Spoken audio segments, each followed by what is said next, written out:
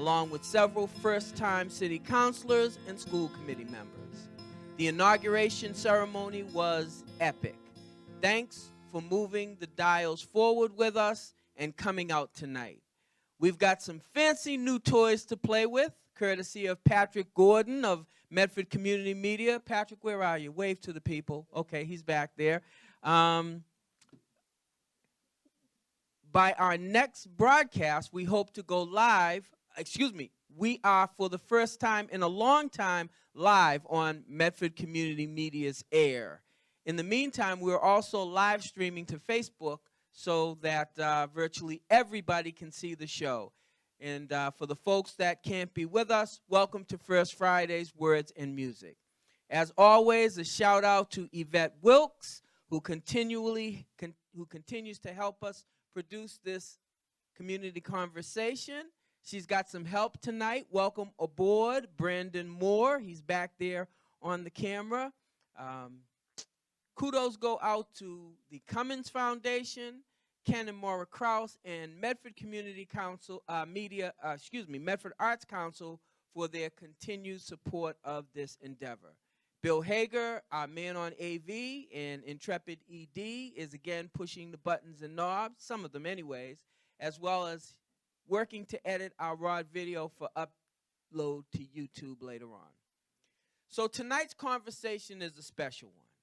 On January 20th, the city of Medford, the state, and nation will pause to reflect on the life and times of the great civil rights leader and American icon, Dr. Martin Luther King Jr. Literally thousands of commemorative services and celebrations will take place at academic institutions, churches, libraries, function halls, and the like. Medford itself will join in this day of remembrance with its own annual citywide observance. The event will take place at St. Raphael's Parish Center on 418 High Street in West Medford.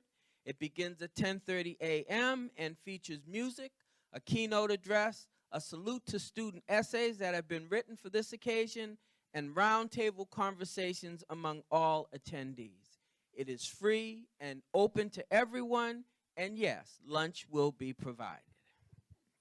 Our purpose this evening is in some ways to preview that celebration, but even more so to open up the dialogue about Dr. Martin Luther King Jr.'s legacy and relevance in 2020 Medford, 2020 Massachusetts, and 2020 America. To help do this, we are delighted to have a few of the key volunteers from the Martin Luther King Celebration Committee that have been laboring over the last several months to put this event together.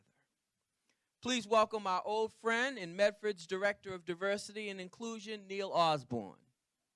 Neil is a practicing labor law attorney and a longtime resident of West Medford.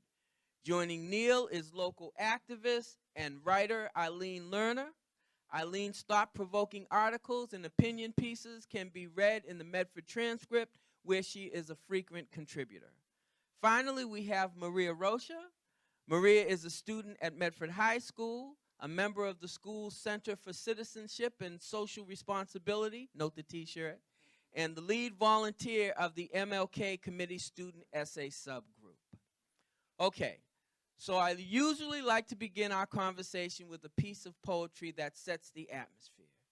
In this respect, I want to celebrate Dr. King's battle, some of the things he was fighting against that are sadly still evident in our society. Hopefully expresses the urgency of what we want to talk about tonight. This piece is called Microaggressions.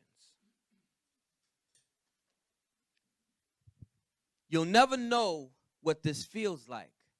24/7, 365, 366 in a leap year, and it's definitely a black thing. Why? I'm so glad you asked. You call the police on us like you're calling a building manager to come unclog your toilet because you can. The skin you're in says, I win. We can't ever be too loud. We can't ever be too educated. We can't ever be too proud. We can't ever be too dedicated. Nobody follows you around in Nordstrom just because. Nobody asks for your ID on campus just because. Nobody frisks and cuffs you without provocation just because of the skin you're in. You can never be too loud. You can never be too educated. You can never be too proud. You can never be too dedicated. We live with this every day. We deal with this every day. We're mindful of this every day. We're stressed by this every day. You can never walk a mile in these shoes. You can't feel how much these shoes pinch my toes. You can't feel the tightness and discomfort in every step I take in a whitewashed world. But why?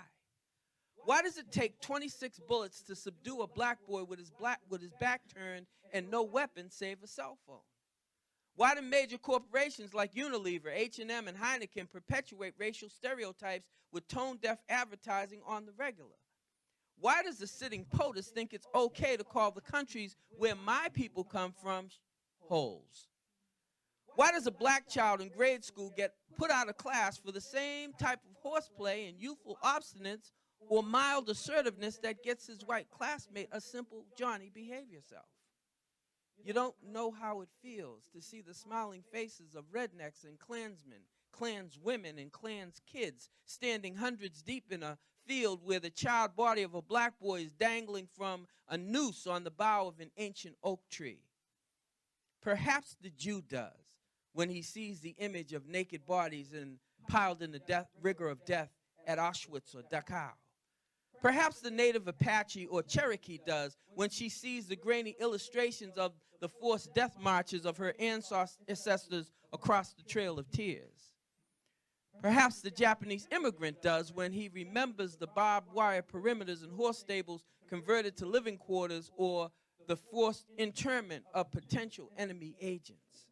But you, heirs to Anglo-Euro spoils of colonial conquest and systemic privilege, do not have radar for this, do not have a frame of reference for this, do not have an appreciation for this.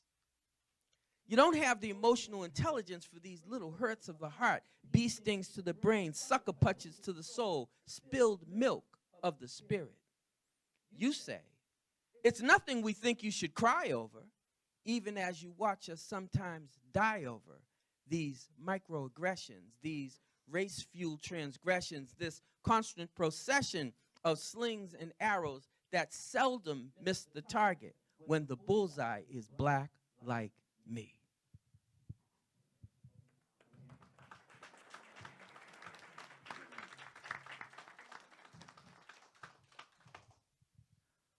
Okay. I want to begin this conversation with Neil. Neil, for the last several years, both as a leader in the Mystic Valley branch of the NAACP and as the city's director of diversity, you've been a strong proponent of this annual celebration. Please talk a little bit about the evolution of this January 20th event. Terry, thank you for inviting me back to Words and Music. It is an honor to be in this building and to have such wonderful technology that allows people to be sitting at their homes to be into this wonderful center for these conversations. And thank you for that poem. It takes people, it makes people think for a moment. It makes people think about someone that may not look like them, and that's important about Dr. Martin Luther King's legacy. He died trying to make this country live up to its moral ideals. And when we began to put on this annual event, there were a few folks in Medford who said, we had to leave Medford to go to a Martin Luther King celebration. And we didn't think that was right. Because many years ago, the NAACP put on an event, and it was a great event, it was well attended, and we needed to get back there. But we didn't need to just get back there to say, hey, we did something. We wanted to create an event that got folks together who might not otherwise meet or interact with one another. We wanted them to understand that there's more work to be done, and there's more work to be done in this nation, in this state, and in our own communities.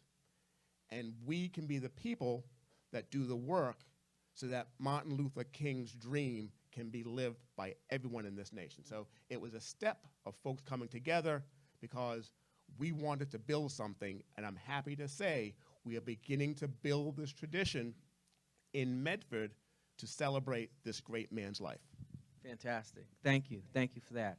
I'm going to go over to Eileen now. So, Eileen, can you talk a little bit about being on the committee and getting to consensus on what will be taking place on January 20th?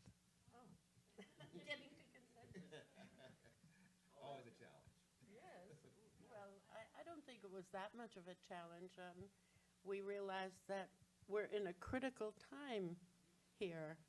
Our nation is being polarized, and we've witnessed the death of too many people at the hands of police or people that are like the KKK.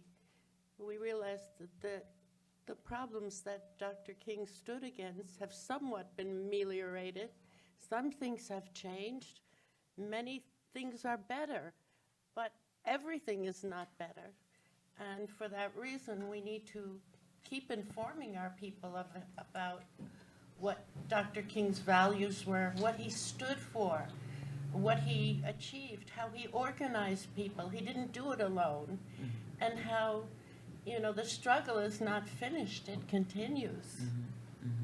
So now, did you see the same opinion that you have about all of the things that need to be addressed and redressed coming forth in the conversations that you were having with the other folks in the committee? I would say all the people that are on the committee, including the high school students, are aware of the challenges that we have and are quite upset and distressed by numerous things, and want to address them and want to move things forward in our own community, because, you know, everything is local, right?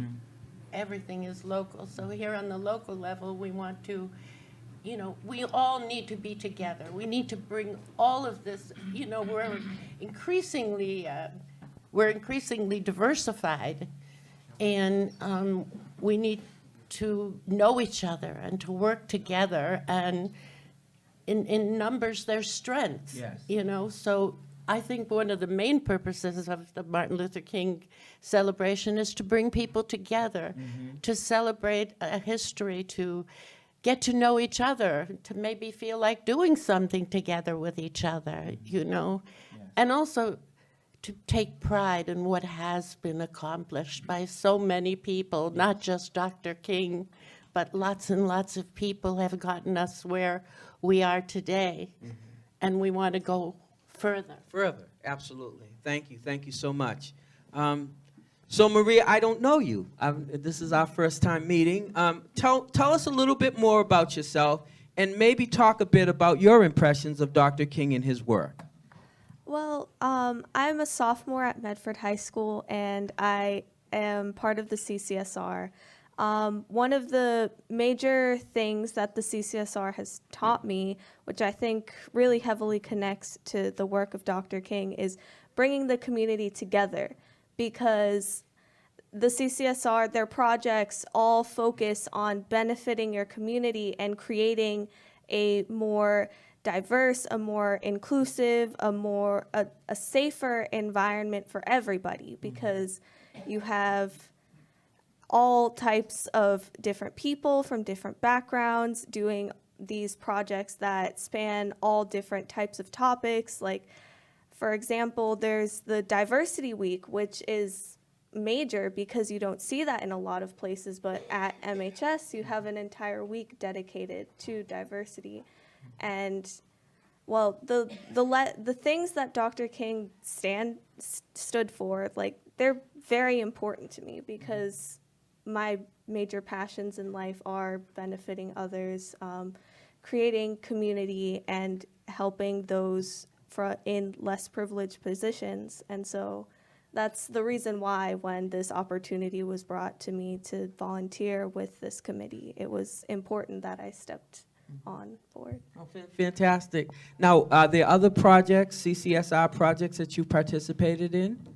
Oh, Well, I actually am the founder and coordinator of a project called the CCSR Tufts Questbridge Chapter Resource and Mentoring Program, where we connect first-generation and low-income students at the high school to Tufts students of similar backgrounds, and they're able to ask questions about the road to college and professional development, and there's also newsletters that are sent out containing information about resumes and college applications and things like that. Wow. Sounds like a very worthwhile pursuit. Thank you.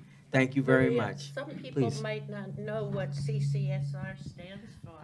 CCSR stands for Center for Citizenship and Social Responsibility. Very good, very good. This is wonderful.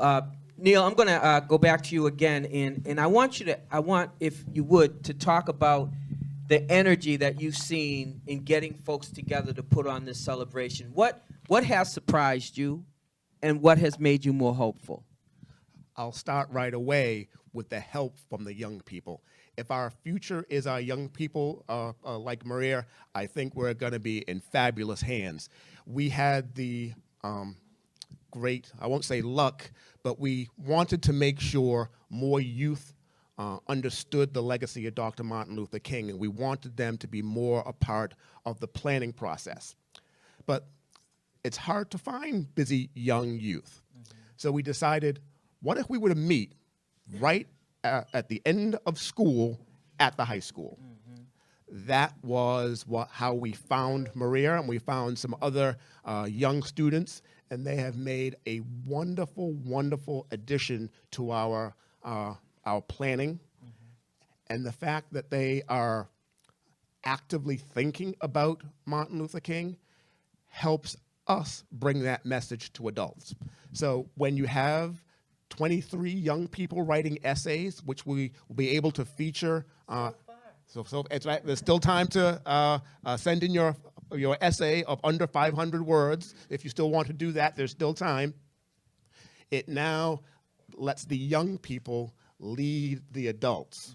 Maybe next year we will have an adult essay contest about what the legacy means, because it is about folks getting together who might not otherwise talk to each other. They might see each other on the bus stop for a moment or be in a grocery line. But this is an event where we want to do a little bit more digging deeper. Okay. And we had the great fortune to have this wonderful keynote speaker for this year's event, Mr. Terry Carter. So we are happy that you will be able to talk about Dr. King's legacy with your wonderful words and your wonderful way of bringing out the truth through poetry. So we are lucky to add you to the story of what Medford will do about seeing this dream come about. So much for that being a surprise to anybody. But that's good. I'm honored, obviously, to have that kind of an opportunity. And I do have a few things to say. Preachers say that you do 3 points in a poem. I'm a little bit different. I do 3 poems in a point. So I hope I have something informative to say. Okay, Eileen. Very good. You're not originally from Medford. Nope. Okay, but you've been here for a while now. Almost 5 years. Well, yeah, and you've written about topics of equity and fairness on numerous occasions. What other things would you like to see Medford do to be more inclusive? Oh, well, we would love to have more teachers of color. We would love to have more policemen of color. I was struck when I went to the mayor's inauguration by the people on the stage. On the one side was the school committee with, I think, about 5 women and 1 man. On the other side was the city council with, 6 men and 1 woman. And I thought, we've come a long way, but not that far, and I would definitely like to see more women, more people of color on the city council. I would like to see you know, charter review and, you know, just a lot more people of color in the city hall. I'd like to see the city hall have art in it that represents a lot of the different people who live here instead of just white men or ships. That's it. If you're not a white man and you're not a ship, you ain't in City Hall on the walls, you know? And, yeah. But I think it's interesting that we are replacing one female mayor with another female mayor. That's kind of good. But now I think we need to get some more women on the city council and more people of color and in positions in the city, not just one or two here and there in visible positions, but in lots of different positions. Okay, all right. Things to be wished for. Maria, I'm going to come back to you. I would like for you, because you've been, you know, kind of running the show on this part of it, talk a little bit about the essays that were written. How did that idea come about? Essays that you received, did you provide incentives? Are there prizes or other things? How's that, you know, kind of flowed? So the essays, well, anybody who submits gets a $10 gift card to a coffee shop. We felt that would be a good incentive. It makes it not a competition, because that's not really the point of it. The point is really to open up a dialogue about Dr. King's legacy. And so far, we were very impressed with the number. We were very happy. It was like an influx, and it feels great to know that there's a lot of young people out there who are thinking about this and who are writing about this. And so far, we feel as though the essays have, for the most part, really gotten that point of the legacy of Dr. King and why it is so important today. So. Okay. All right, very good. Eileen, your social activism goes back a number of years, more years certainly than you've been here in Medford. It's something that you and I have spoken about on numerous occasions. Why don't you reflect a little bit more on how your thinking about community building was and continues to be impacted by the work of Dr. King? Okay, so when I was 13, Emmett Till was murdered. Some of you may remember Emmett Till. He was 13. I still can't think of it without grieving. I still can't. I don't know. I think I identified with him in some ways because my family left Poland to escape, you know, being killed. And we are the descendants of my grandmother and grandfather. We're the only ones alive. Everybody else was killed, you see. And I grew up part of the time in an immigrant community where the awareness of this was very acute. And I was told when I was growing up, you know, you have to pay attention to what's going on because you never know. Don't think it can't happen here. It could happen here. But I have to say, growing up in the United States, I really didn't think it could happen here. I really didn't. I don't know. I believe you still believe in the ideals you're taught in school, even though you kind of know they're not quite right. They haven't got it quite right, you know. They leave out a lot of stuff. But even so, you think, oh, we're the country that's the most free and democratic. And at least they weren't killing Jewish people here, you know. But then again, I also heard, and I'm not proud to say this, but I'm going to admit it, that I heard people in my family say, thank God for the black people. They used the word Schwarze. Thank God for the Schwarzes, because if it wasn't for them, they'd be killing us. All right? What a statement.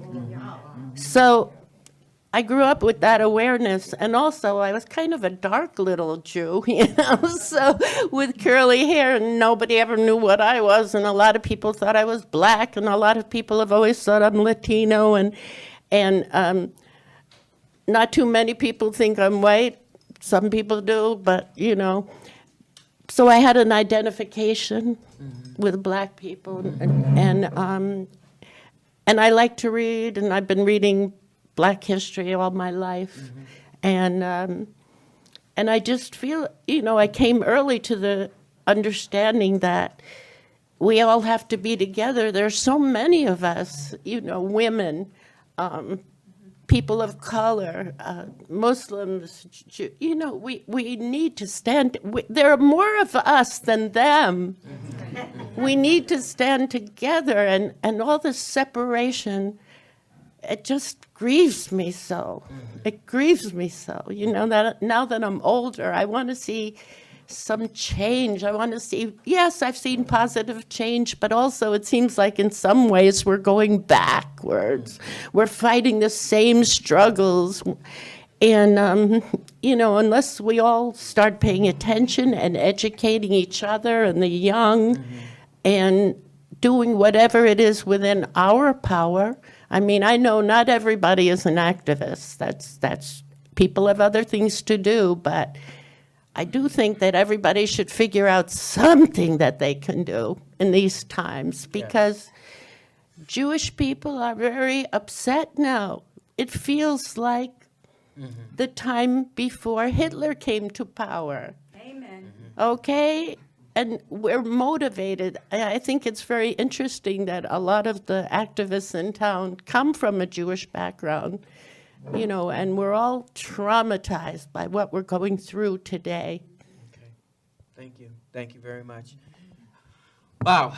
Neil, as someone who's been on the front lines in seeking equity and fair outcomes for clients and employees, how has your professional life been impacted by the legacy of Martin Luther King Jr.? As a person that's 55 years old, I lived when Dr. King lived, but I didn't understand the times that he lived in. My parents did, my grandparents did, and to learn of the sacrifices that they had to go through to maintain daily dignities, what struggles they had to go through to have a family and hold a family together and have faith that the future could be better,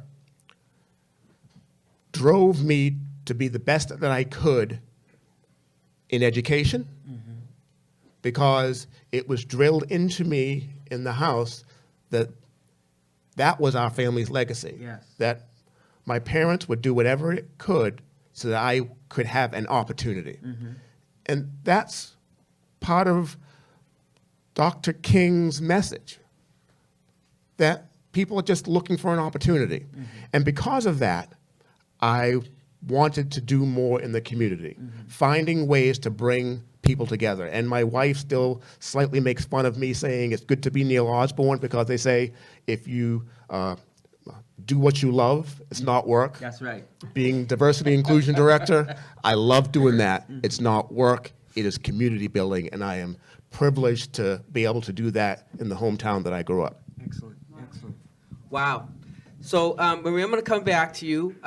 I know you weren't alive, for the most part, when Dr. King was involved in civil rights in America. How did you come to be aware of him and his work? And how do you feel, what do you feel has changed in America that you're experiencing today? Well, I remember that in, I think, maybe even kindergarten, like we were sort of beginning to learn a very watered down version of the history. And then as time went on, you know, we learned a little more, but I feel like it was never the full story. And really, it was like that sort of consciousness, like that thought in the back of my head, like, yeah, I know that this is some of it, but what's the full idea? I think that that really came about in 8th grade, where I was very fortunate to have a language arts teacher and a math teacher who were very passionate about educating us on these types of issues. And then I think that that's really when like this came into my consciousness. And really ever since, like, equity, and the idea of justice and social justice, it has been like something that's part of my core. Okay. And I feel like today in America, you see a lot of issues. You see a lot of these horrible things happening on a daily basis. Okay. But one thing that I kind of look to as hope is the fact that you hear about it. Okay. Like you don't have these things being swept under the rug anymore, and you have young people who are hearing these things and who are questioning these things and Okay. who are working towards making the world better and making the world a more just and equitable place. Okay. Okay. And you're one of them. Yeah. You're one of them. I try. All right. So I want to talk a bit about current perceptions of the state of race and society in this country. Here's the question that I would like actually for all of you to address. If Dr. King were to come back to us tomorrow, what would he be seeing and what would he be feeling? I want to start with you, Eileen, and we'll try and, trim the answers a little bit. Well, I certainly think that Dr. King would be very, very distressed by what's happening at the border. I mean, he stood against the Vietnam War when it was really not a popular thing to do. And I think he would stand against the separation of children from their families. He would stand against the treatment. He would want them to have asylum. And he would want, so many of the things that our president doesn't want, right? So, yeah. Wow. Okay. Neil? I think he would be mad. He would be upset that people weren't doing enough. But he wouldn't just be mad on his couch. He would be in the streets leading us, making us a little bit uncomfortable to get the justice that we need. Maybe a few of us need to be a little bit uncomfortable to force the issue to make sure that everyone is treated equally for who they are. Yeah, absolutely, absolutely. Please, Maria. I absolutely agree with what they've said before me. I believe that he would be distressed, and I feel that he would be angry. I feel that so many of the things happening today on a daily basis go completely against his legacy and his message, and I feel like he would, as Neil said, be leading us to go out and do something against it because it's a necessary thing. It's absolutely something that we should be fighting against. So let me ask you a follow-up question. Can the next Martin Luther King Jr. come from your generation? I absolutely believe so. I think that there's a lot more consciousness of these issues. I think that there's a lot more space to talk about it in a lot of social media. And even like in day-to-day conversations, people are more willing to at least bring up the topic, and sometimes it can be difficult to get people to listen, but it's something that's there, and it's like, I believe at least that whenever you start to mention the topic of race, the topic of equality, that kind of plants a seed, and it gets somebody who may not have thought about it before thinking, and then that can kind of grow their perspective. Fantastic. Very good. Very good. I want to read a few of Dr. King's quotes and get everyone's reflection on what Dr. King was saying. The first quote I want to read is from his book, Strength to Love, which he published in 1963, in which he said, "The ultimate measure of a man is not where he stands in moments of comfort and convenience, but where he stands at times of challenge and controversy." So, Eileen, would you pick up on that? Oh. Okay. Yeah. I'm reading Edward Snowden's book. Oh. Sorry. I'm reading Edward Snowden's book right now about surveillance and so forth, and how, they know everything we practically think. Everything that we do, every meeting we go to, they're listening, and so I feel like, you know, we're all in danger, whatever we do, so who cares, you know?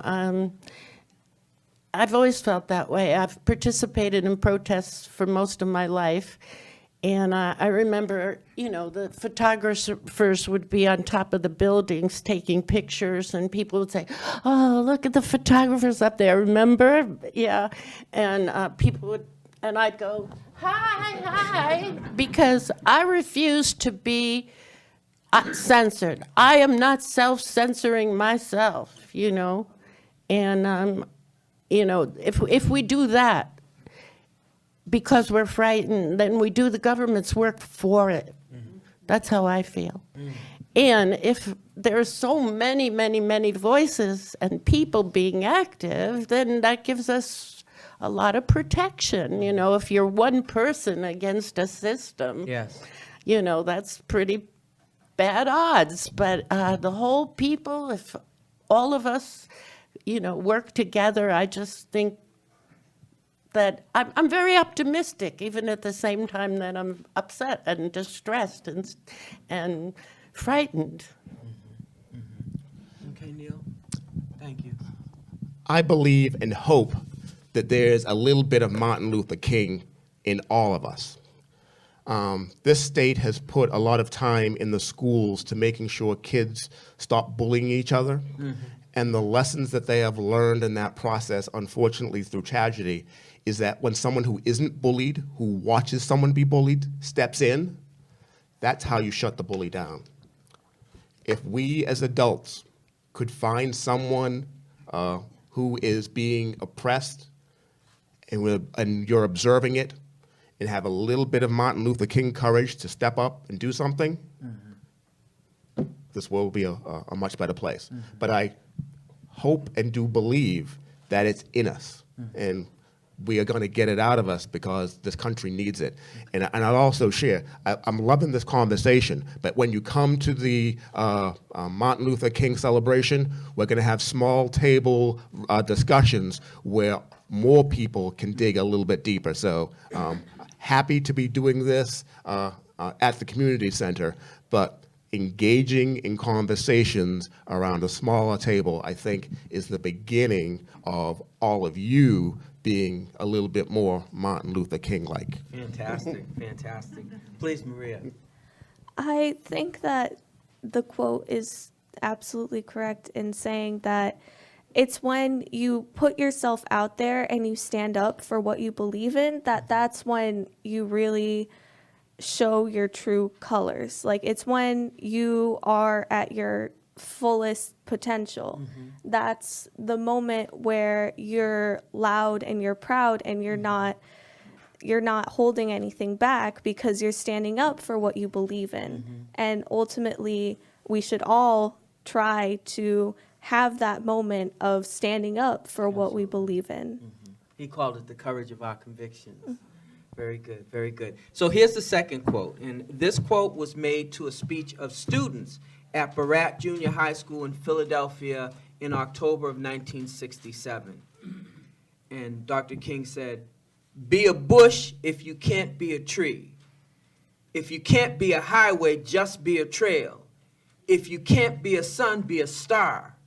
For it isn't by size that you win or fail. Be the best at whatever you are." Well, I brought some, as you know, also, yeah, and these are quotes that came off the Martin Luther King Memorial in Washington, D.C., and this senior group went down, and I collected some of those.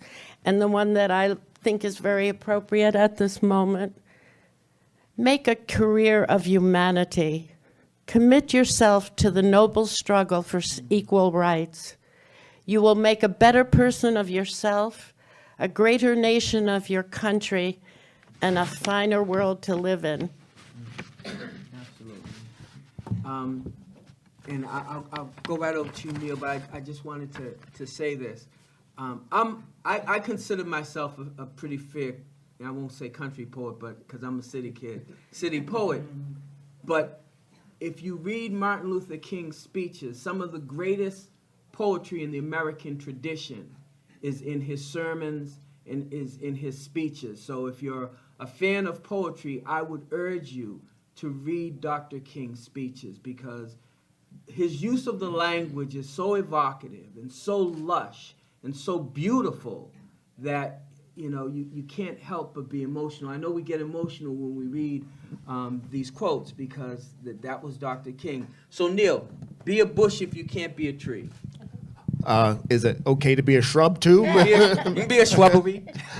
I think the legacy of Dr. King is he left these wonderful messages. He understood the work that he was doing was so challenging to the status quo that it would cost him his life. But what I think he's trying to tell each and every one of us, you don't have to lead every march. You don't have to empty your bank account to every cause. You could just be a kind neighbor. You can help out someone with $1 or $2. You can help feed someone. There are so many things that you could do to help bring this country to a point where equal justice is easy to find and not hard to find. Absolutely.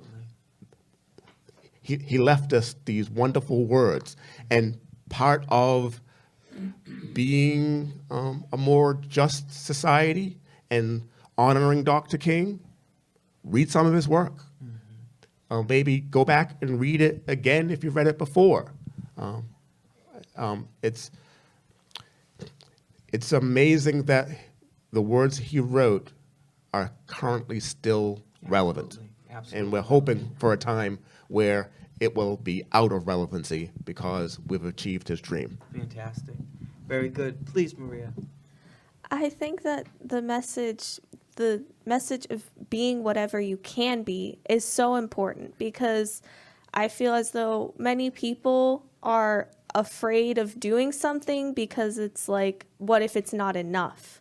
But the truth is, it's not about going and doing everything all at once. It's about those little steps, and those little steps will add up, and it's going to create an enormous impact. It's about hearing somebody say something and saying, hey, maybe don't say that. You don't necessarily need to go and write an essay or something about like why this is wrong, but just taking that little step, that little moment, it's what allows the world to slowly but surely become a better, more just place. Very good. Very good. So I have one more quote, and this is from his letter from Birmingham jail, which was written in April of 1963. We know through painful experience that freedom is never voluntarily given by the oppressor. It must be demanded by the oppressed. Neil, I'll start with you on this one. From that very painful moment in his life where he's sitting in a jail, he's sending a message of, we can't wait. It's time. You can't be passive in the face of injustice. Sometimes you have to do more than ask. And I think it's important that we don't let one or two people in our community do the asking, because they oftentimes feel the brunt of the pushback. But if a bunch of us begin to do the asking, if a bunch of us are willing to take a little bit of discomfort, we can get where we need to be as a nation. And we can't forget what happens locally is important too. There's a lot that's going on in this nation, but it starts here. It starts with our neighbors. It starts in our own communities. Absolutely. Absolutely. Eileen? Refresh me. Oh. Oh. Well, I'll say it another way, Okay. because Dr. King was a classical scholar, and his statement reminded me of what Frederick Douglass said. Yes. Power concedes nothing without a demand. Right. So it's essentially the same statement. Absolutely, and that's why they, the calls to your legislators, those count, I mean, at this point in my life, I can't go to a protest anymore.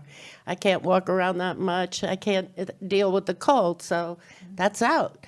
But, maybe calling a legislator, that's something people can do, or voting. That's something people can do, That's so important, and so many people didn't vote last time. Let's hope that young people, please go to the polls and please vote. That's so, so, so important. I've heard too many people give up and say, oh, the system is corrupt, the Democrats are the same as the Republicans, I'm not going to vote.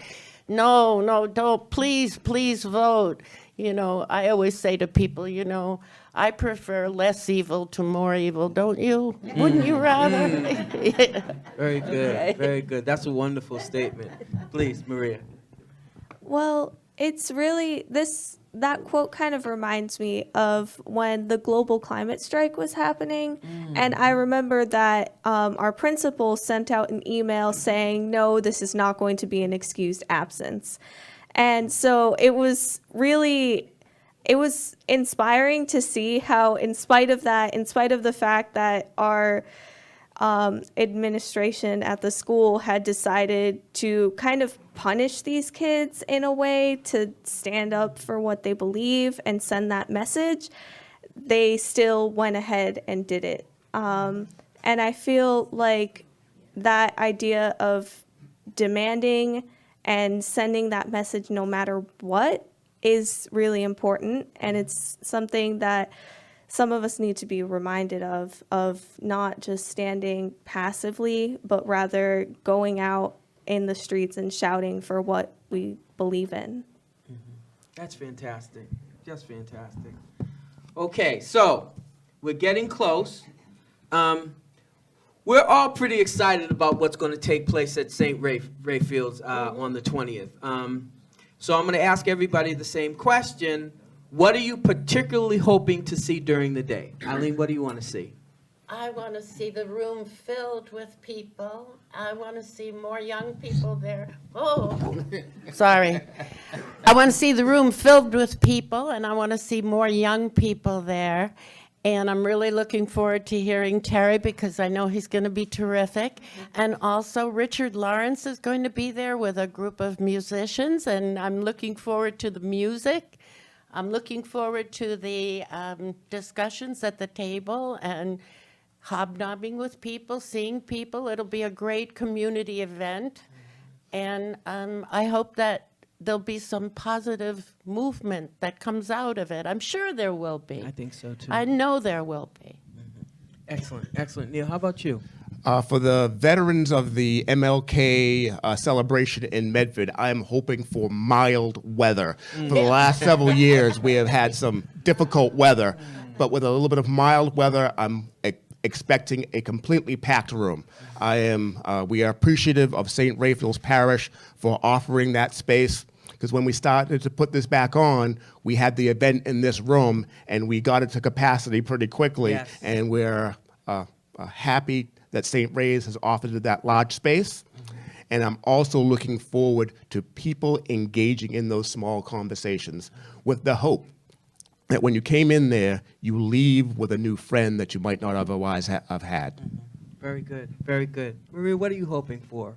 Well, similarly to Eileen and Neil, I'm definitely most excited to see these people from different backgrounds who may not have known each other before have these discussions and have this, leave the room with a more open mind and leave the room with the lessons of the day and learning something about what the legacy of Dr. King means. Fantastic. Very good. All right, so I'm going to give everybody a minute or two for their closing thoughts. And Eileen, I'll start with you. Okay. Hit me. Closing thoughts. What would you like Oh, to close our conversation with? oh. I just really appreciate the fact of being able to speak to you all today, and I'm glad that you all came. And I hope that I see you all at the Martin Luther King birthday celebration. Thank you. As the city's director of diversity and inclusion, Martin Luther King celebration is sort of like my Super Bowl, my World Series. It is the event that excites me the most. And what is happening over the years, more and more people are flocking to that event. The politicians, the folks that want to be seen in the community of a diverse community are coming, and I want that to continue. I want people to know this is a space that you want to talk to people that might be different from you, even people of color. Come down to this event because we're doing things, we're learning from each other, and lunch is free. What are your closing thoughts, Maria? Well, I really want to take a moment to remind people that this is a time of reflection, and it's a time of a reminder of action. And the idea that action is one of the most important pieces of the fight for equality. Because without going out and doing something, what is going to happen? And so it's the conversations like this one, it's people like you in the audience coming out here to listen to this and to participate in this and coming to this event as well. And that's what's going to allow for the world to change. I do want to say this. These panels, by and large, we haven't had a lot of young people. We've had, older adults in most cases. You are a breath of fresh air. You are. Are we stale air? No. Don't get me wrong. I love all of our panelists. It's just that every once in a while doing something different leads to something different. Sure. And you're different, and we really, really appreciate you coming and joining us. Fantastic. All right, so there you have it, folks. Another Great Words presentation goes up to the mountaintop. So as we close out the conversation segment for this Friday, folks, can we have a robust round of applause for our panel guest, Maria Rocha,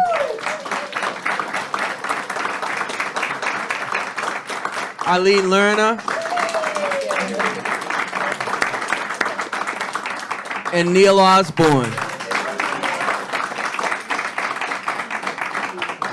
Okay, so please don't forget to come out on January 20th for this momentous celebration.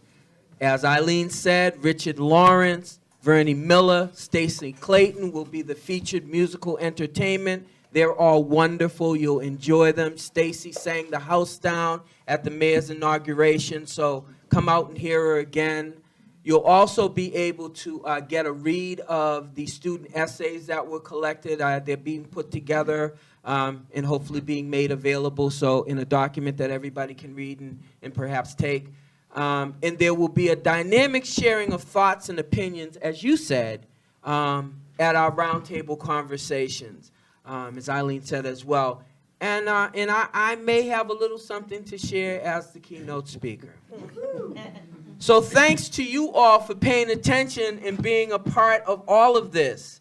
Now we'll take a small pause for the cause, and I will be back to give you the 411 on tonight's outstanding musical entertainment. Stretch your legs, refresh a bit at the table in the back, but don't go anywhere.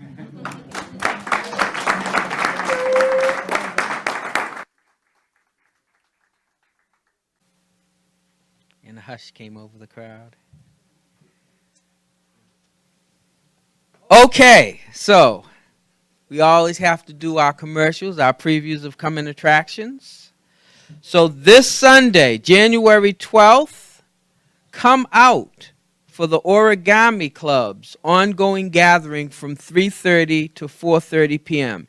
Origami is the ancient art of Japanese paper folding.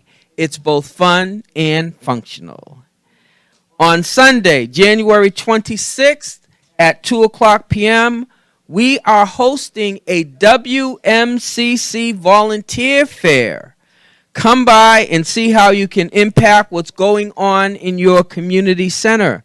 Learn about volunteering and training to help with video and media assistance, the after-school youth program, summer basketball, and other center engagements. We're really looking forward to a good turnout. There's lots of different ways to volunteer to help with the community center. Please visit the WMCC website often, WMCC.us, to see regular updates on what's going on, join up, and join in. Okay, so I have one more commercial, and this is the one I get to do for me because I'm the host. Okay, so I had the privilege of giving the inaugural poem at the new mayor's swearing in this past Sunday.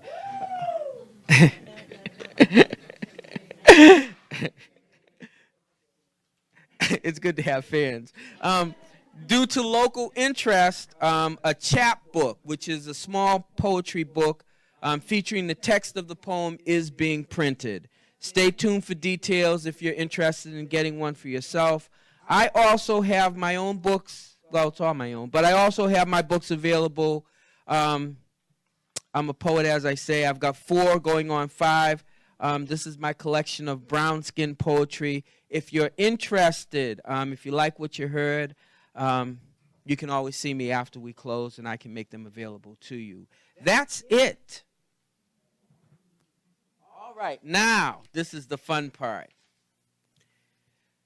So if you'll remember, the last time we got together, we were treated to the lush and evocative sounds of 3-time Boston Urban Music Award winner, the amazing Athene Wilson, and her accompanist, the soulful Rollins Ross. Was that a time or what, folks? All right, all right. So I have to admit, I was in heaven. They were exceptional, and I can almost guarantee you that you will see them again. They loved being here, and they loved being here as much as we loved having them with us. So tonight we're going to switch it up again. Old friends are new again, as we happily bring back to the floor my friend. We went to high school together, and intrepid drummer Bill Casey. Bill is gigging with yet another group, a great group of jazz players. They're calling themselves the Bill Casey Collective. And these cats, we call them old heads because, you know, they're old souls. They've been around for a minute. They've seen a few things. And they're playing everywhere all the time. They decided tonight they would come out especially to play for us. And I'm really thrilled to have them. Joining Billy tonight are none other than Tim Blackman on piano, on the keyboards. Bill Kuklinski on guitar. Okay, he's the second Bill on the docket. We got Tim McLaughlin on the sax and reeds. Okay, we got he's the second Tim, and then we got Mark Pfaff on bass. Okay. We've also got a singer who will be coming to join us for a number or 2. She's sitting out in the audience right now, but give her a warm welcome, Miss Debbie Lane. Okay, Bill, anything else I need to tell him? All right, let's get it on. All right. Let me get out of the way and let the musicians have their say.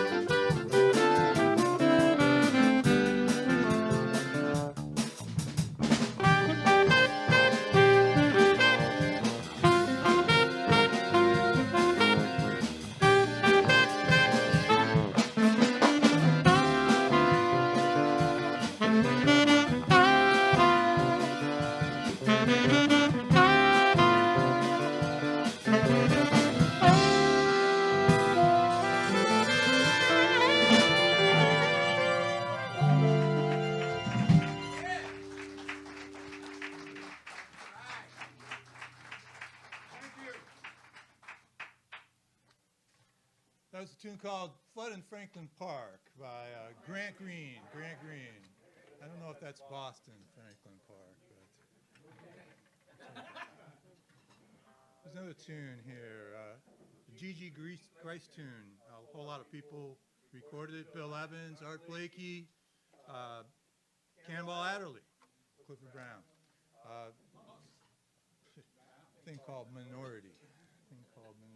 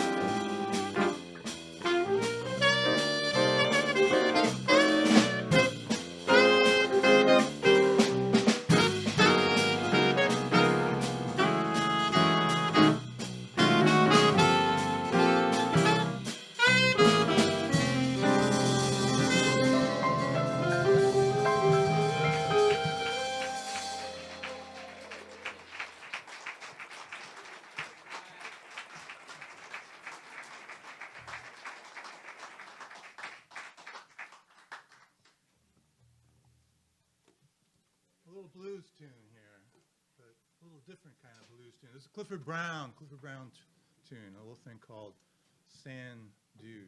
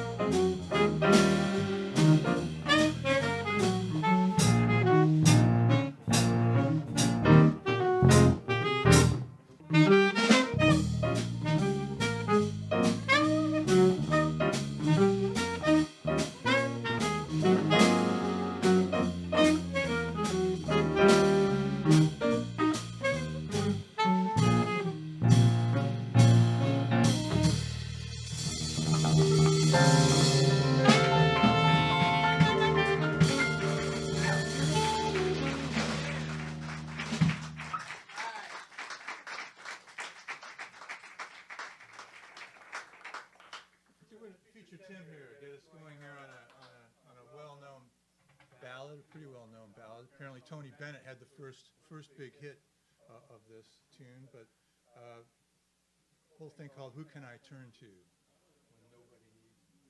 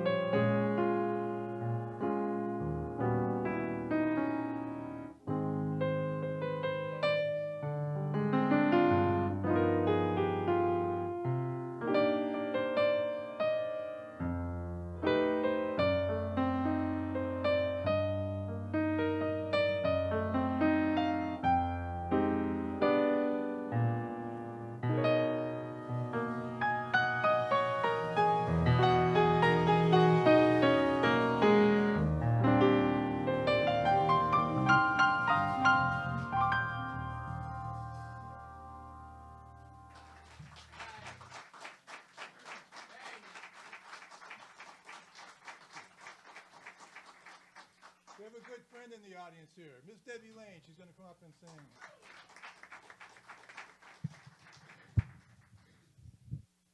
This, I believe it's on. This next song is You Go to My Head. Mentioned several types of drinks. And it's by Fred Coots. The immortal Fred Coots.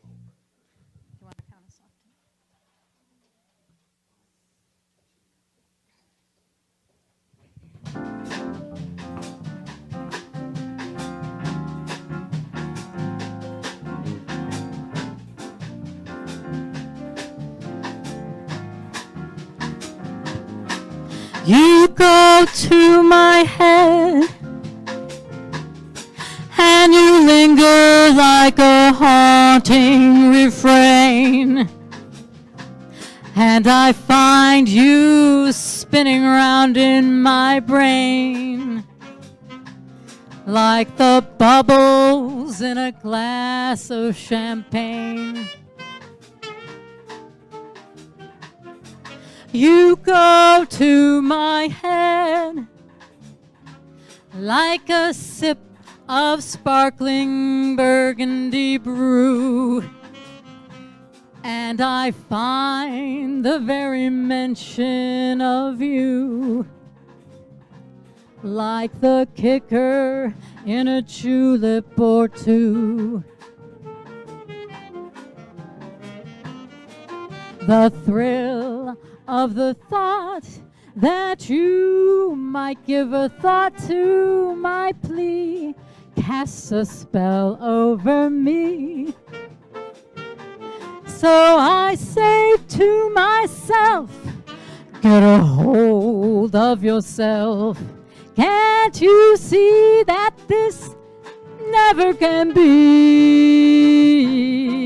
You go to my head with a smile that makes my temperature rise, like a summer with 1,000 Julys. You intoxicate my soul with your eyes. Though I'm certain that this heart of mine hasn't a ghost of a chance in this crazy romance. You go to my head.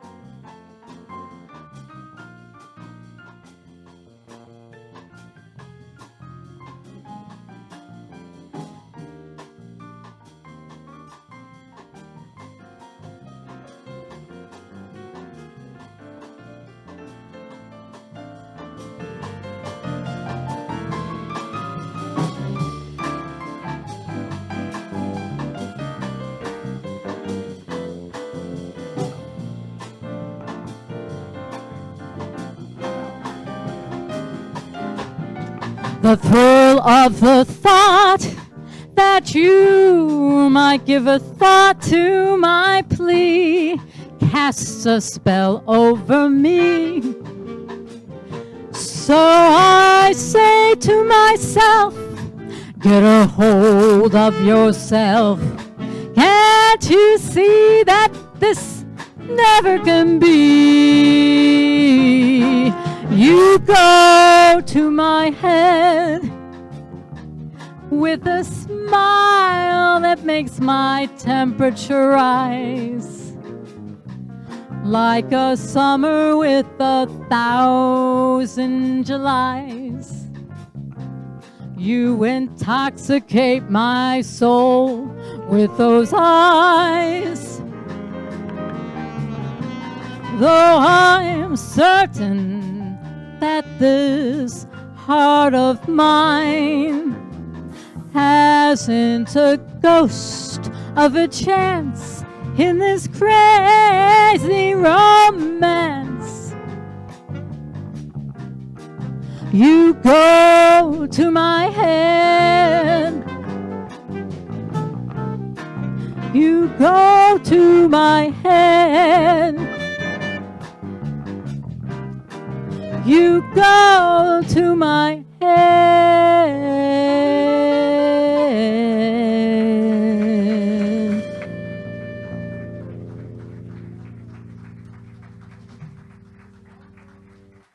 Not that I could hear.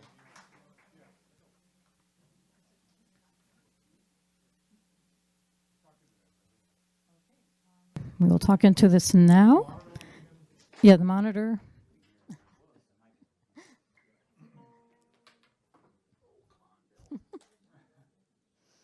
A little technical break here.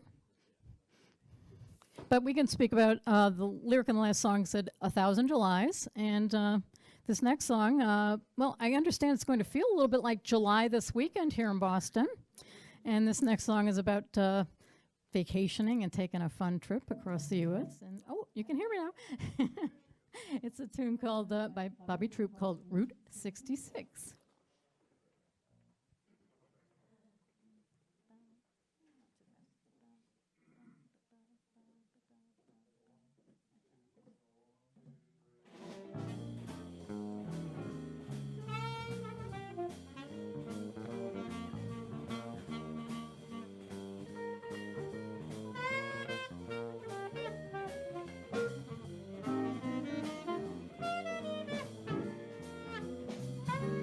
Well, if you ever plan to motor west, travel my way, take the highway, that's the best.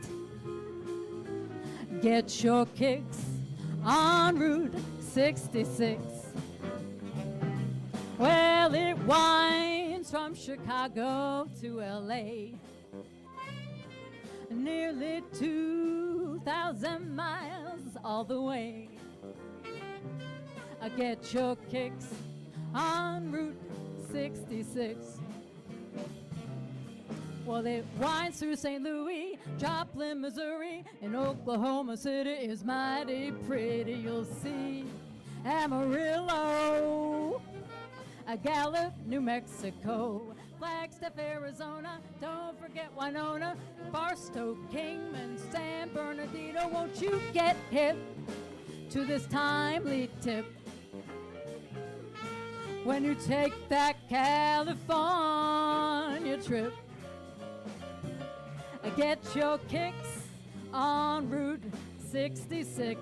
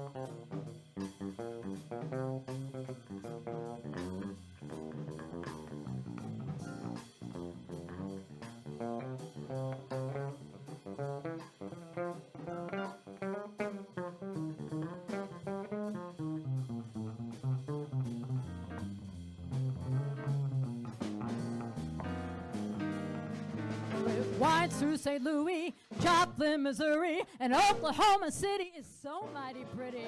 You'll see Amarillo, Gallup, New Mexico, Flagstaff, Arizona, don't forget Winona, Barstow, Kingman, San Bernardino. Won't you get hip to this timely tip when you make that California trip? Get your kicks on Route 66. Get your kicks on Route 66. Get your kicks on Route 66.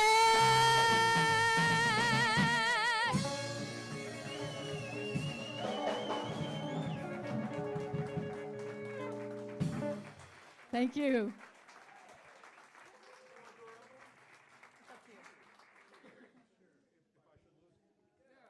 Okay, we're going to slow this down slightly. Oh, I passed the audition, yay!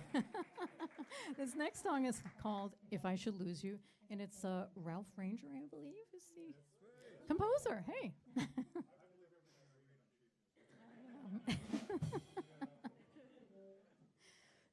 Fake news, okay.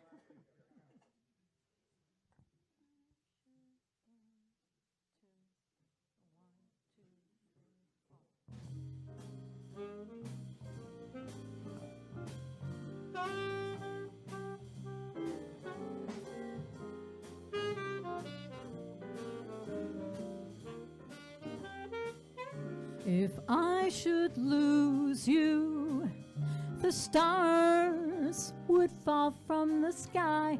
If I should lose you, the leaves would wither and die. The birds in Maytime would sing a mournful refrain, and I would wander around hating the sound of rain.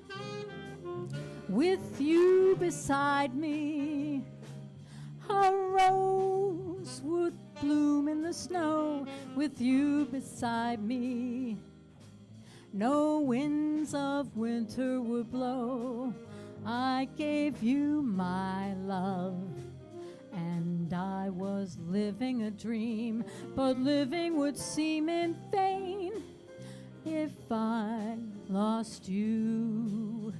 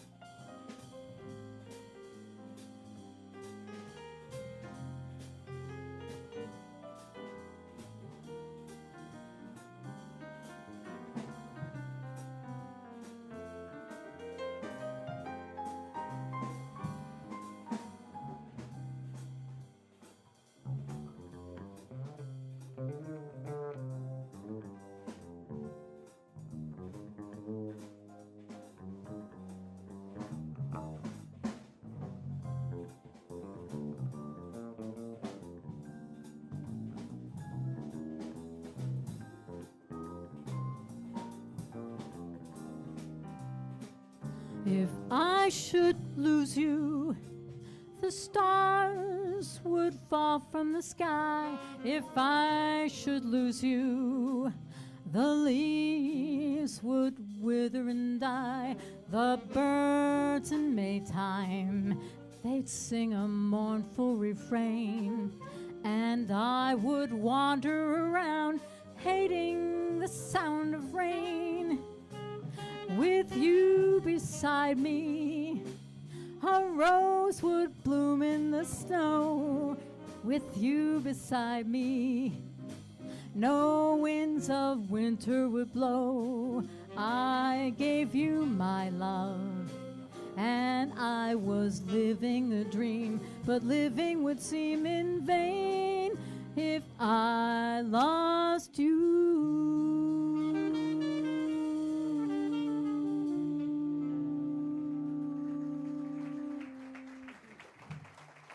Thank you so much.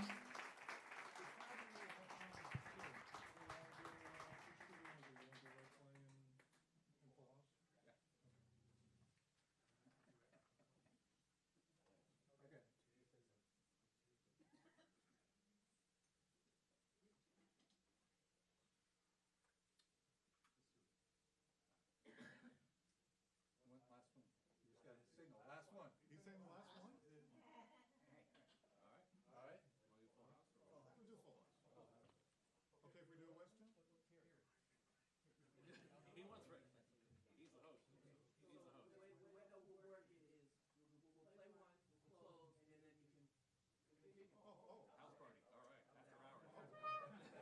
West Medford. You haven't seen Bill's overtime rates, have you? They're phenomenal. That's what he tells us. All right, so this is for you. Uh-oh. so we're Freddie doing Hubbard, All right, we're doing Red right Clay. Thank you, everybody. Thank you, everybody.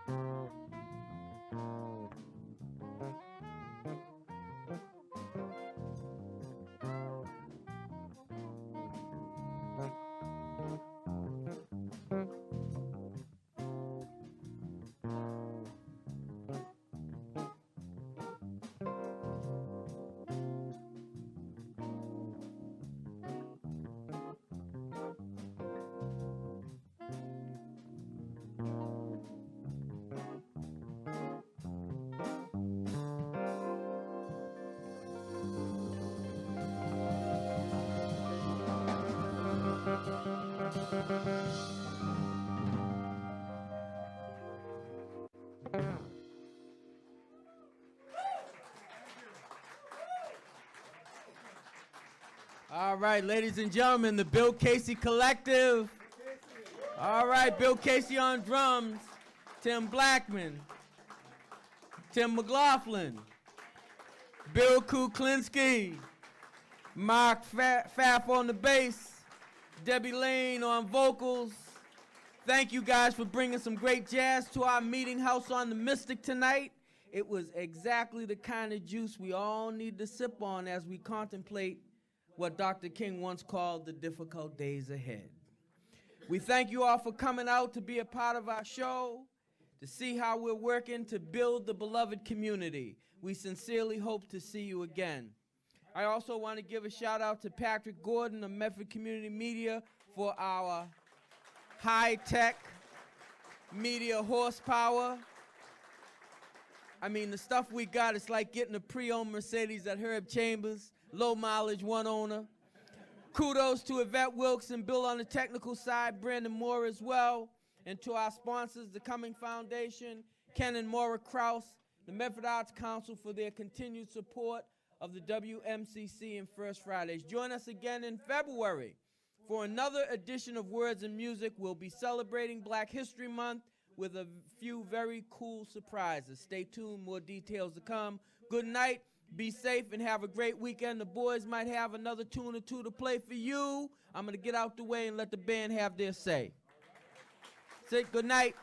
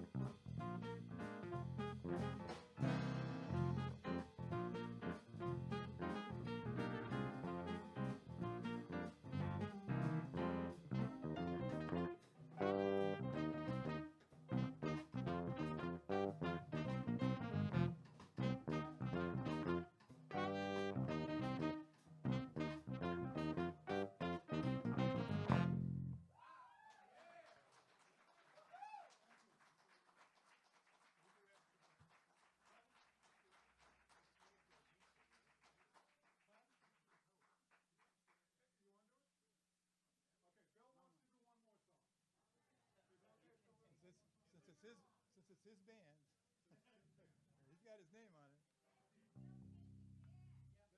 Okay, this song, just to give some background to it, Bill and I and Debbie did a trip a year ago in May of 2018 to Venice to do a jazz workshop. And we had a fabulous time. The food is great. Get there before it floods. But while we were there, oh, really? You don't want to hear that. All right. So we met some great musicians while we were there too. One of the guys names a bass player, classically trained bass player who was playing jazz, named Avise Segi. And some of the songs that we did in our workshops were written by Avise. And this is one that we brought back. I don't know the exact reason he wrote it. Either he took a trip to South Africa or he was dating a South African woman at some point. But he wrote a song called African Colors, which is evocative of music from that area, and we hope we do it justice.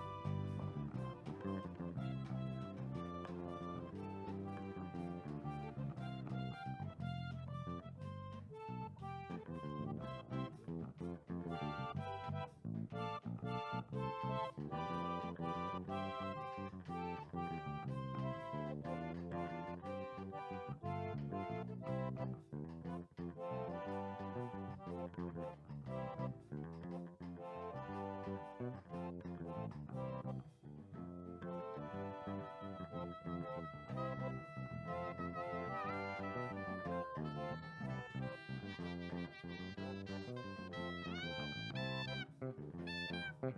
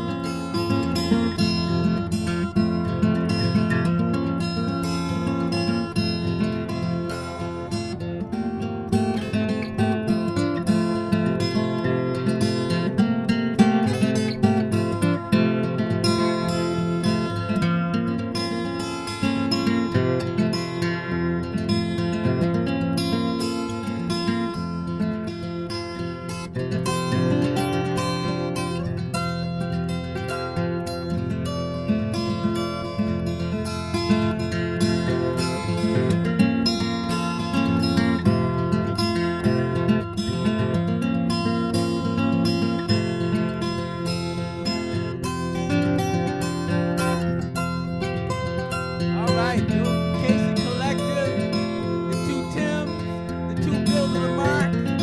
That's the way we do it here at the West Memphis Community Center. Thank you all. Have a wonderful night. All right, we'll bring them back.